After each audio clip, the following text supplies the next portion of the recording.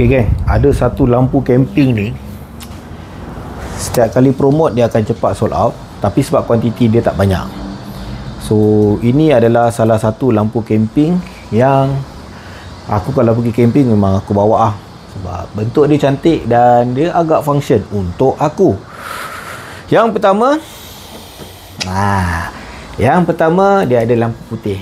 So bila-bila mana time makan ke apa, boleh letak atas meja dan boleh dijadikan sebagai lampu untuk makan aku dan anak-anak dan juga isteri.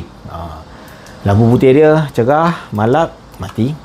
Tapi yang buatkan dia ni menarik, di sebelah bawah bila diterbalikkan, kita tekan, dia ada juga lampu kuning yang macam ni.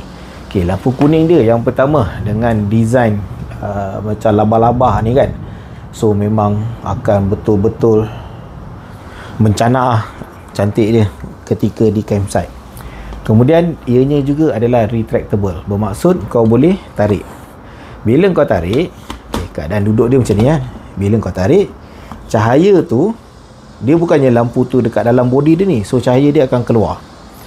Ini kalau kita pacak dekat depan campsite, dia jadi satu lampu pelita yang tidak direct kena dekat mata, tapi di permukaan tanah akan jelas. Seperti mana sekarang kau akan nampak tangan aku terkena tempias cahaya ni kan.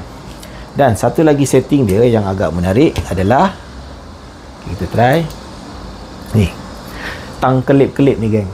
Uish, ini pasal kat campsite jadi syahdu.